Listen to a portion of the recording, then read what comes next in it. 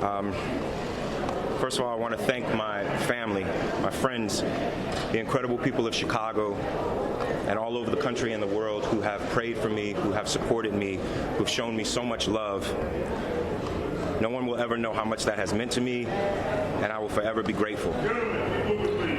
I want you to know that not for a moment was it in vain. I've been truthful and consistent on every single level since day one. I would not be my mother's son if I was capable of one drop of what I have been accused of. This has been an incredibly difficult time, honestly one of the worst of my entire life. But I am a man of faith, and I'm a man that has knowledge of my history, and I would not bring my family, our lives, or the movement through a fire like this. I just wouldn't.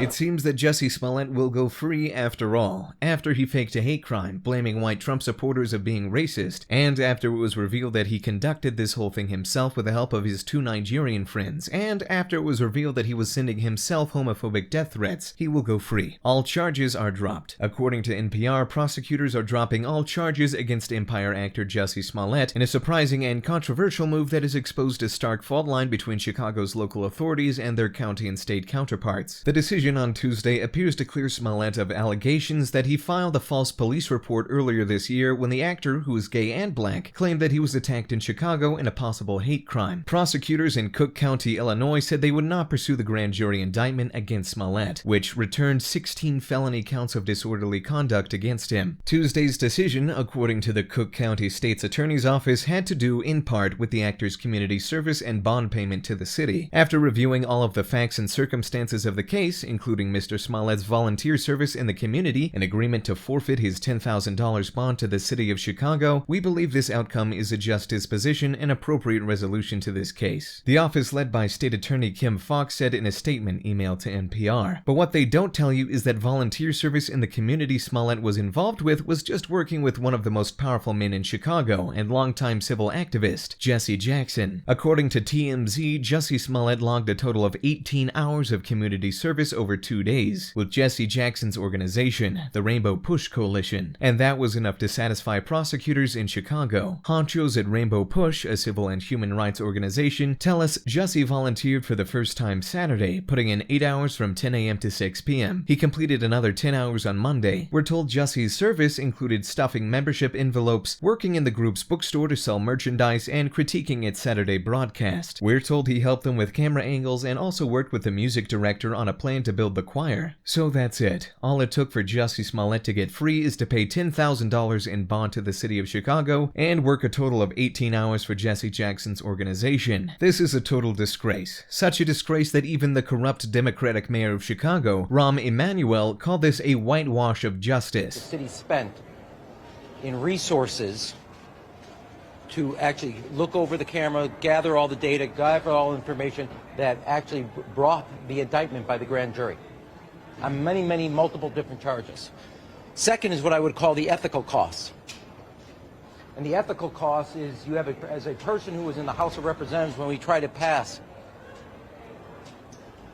the Shepard legislation that dealt with hate crimes, putting them on the books, that President Obama then signed into law, to then use those very laws and the principles and values behind the Matthew Shepard hate crimes legislation to self-promote your career is a cost that comes to all the individuals, gay men and women, who will come forward and one day say they were a victim of a hate crime who now will be doubted. People of faith, Muslim or any other religious faith, who will be a victim of hate crimes. People that of all walks of life and backgrounds, race, ethnicity, sexual orientation. Now this casts a shadow of whether they're telling the truth, and he did this all in the name of self-promotion. And he used the laws of the hate crime legislation that all of us collectively over years have put on the books to stand up to be the values that embody what we believe in. This is a whitewash of justice.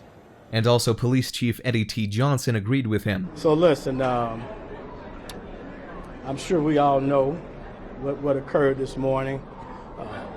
My personal opinion is that you all know where I stand on this. Do I think justice was served? No. Where do I think justice is? I think this city is still owed an apology. And let me digress for a moment. When I came on this job, I've been a cop now for about 31 years. When I came on this job, I came on with my honor, my integrity, and my reputation. If someone accused me of doing anything that would circumvent that, then I would want my day in court, period, to clear my name. I've heard that they wanted their day in court with TV cameras so America could know the truth, but no, they chose to hide behind secrecy and broker a deal to circumvent the judicial system. My job as a police officer is to investigate an incident, gather evidence, gather the facts, and present them to the state's attorney. That's what we did. I stand behind the detective's investigation. But we shouldn't be surprised at this moment, because it's totally okay to portray all Trump supporters as racists, and it seems that it's fine to fake a hate crime confirming that belief. And it's also worth nothing that Smollett is a friend with a lot of powerful people, especially from the Democratic Party. We saw in the past that he was marching together with Kamala Harris, and also met a couple of times with Barack and Michelle Obama, so it wouldn't be surprising that some of those people put pressure on Chicago prosecutors to let Smollett off the hook. And also Kim Foxx, a state's attorney for Cook County, is also friends with Kamala Harris, and now we can draw some conclusions as to why these charges were dropped and why Jussie Smollett's career will go on like nothing happened. But that's just the privilege he has, a privilege of a rich and powerful man who is friends. Just hours ago, prosecutors in Chicago dropped all charges against actor Jussie Smollett. Smollett, you'll remember, was facing 16 felony counts for faking an elaborate hate crime against himself back in January. Police say Smollett hired 2 Nigerian bodybuilders to hang a noose around his neck, pour bleach on him, and scream, "This is MAGA country!" because that kind of thing happens a lot in downtown Chicago during the winter months. Smollett then told credulous reporters he had been assaulted by 2 white racist Trump supporters. Well, as of tonight, police still believe that Smollett was lying about all that. So do prosecutors. They think he concocted the hoax, and they said so yet again today. And yet the state of Illinois is somehow, for some reason, dumping the case anyway. In exchange for the $100,000 he has already paid in bond, Smollett will walk free. His record will be expunged. Everything will return to normal like it never happened. Smollett described this decision as a victory, not just for him, but for the broader cause of civil rights. I've been truthful and consistent on every single level since day one. I would not be my mother's son if I was capable of one drop of what I've been accused of. This has been an incredibly difficult time, honestly one of the worst of my entire life. But I am a man of faith, and I'm a man that has knowledge of my history, and I would not bring my family, our lives, or the movement through a fire like this. I just wouldn't. Now I'd like nothing more than to just get back to work and move on with my life. But make no mistakes, I will always continue to fight for the justice, equality, and betterment of marginalized people everywhere. Okay, a couple of pretty obvious questions here. What is this movement Smollett refers to? Is he in contact with other perpetrators of fake hate crimes? Have they formed a union? Will they hold a convention? There are enough of them they could. And how exactly has Smollett, who last we checked was an actor on a TV show, fought for the, quote, justice, equality, and betterment of marginalized people everywhere? Was pouring bleach on himself part of that fight?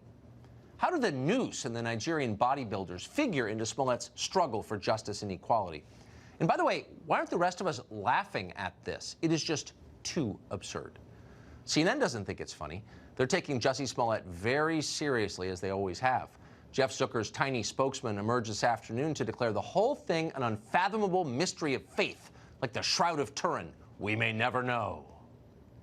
The narrative has once again changed from victim, to villain, back to victim. It's been very confusing, as Ryan was saying.